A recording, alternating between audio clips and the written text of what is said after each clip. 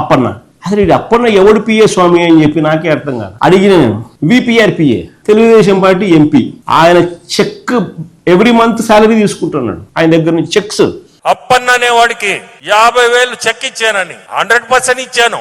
అది కూడా ఒక సేవ కింద, సేవా భావంతో. జరుగుబాటు లేదు అంటే పేదోడు అని చెప్తే ఈ రోజు సేవ చేసే రకంగానే దాన్ని కూడా రోజు చేసింది నేను.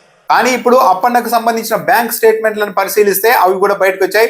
క్రమం తప్పకుండా విపిఆర్ మైనింగ్ కంపెనీ అంటే వేమిరెడ్డి ప్రభాకర్ రెడ్డికి సంబంధించిన మైనింగ్ కంపెనీ నుంచి క్రమం తప్పకుండా నెల నెల అప్పన్న ఖాతాలోనికి డబ్బులు జమ అవుతూ వచ్చాయి.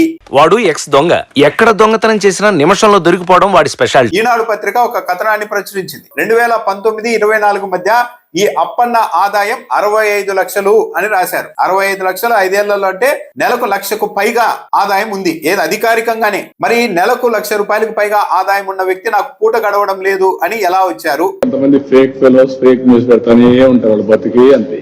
వైవి సుబ్బారెడ్డి అప్పన్న కలిసి తిరుమల నీ వ్యవహారంలో కోట్లు కొల్లగొట్టారంటూ ప్రచారం చేస్తూ వచ్చారు. చిన్న అప్పన్న 14 ఆస్తులు కొన్నాడు, 1 కాదు 2 కాదండి, 14. ఇది ఎలా సాధ్యమైందండి? ఒకవేళ అదే నిజమైతే కోట్లు కొల్లగొట్టినప్పుడు మళ్ళా పూట గడవలేదు అని అయ్యో అప్పన్న ఎందుకు వస్తారు?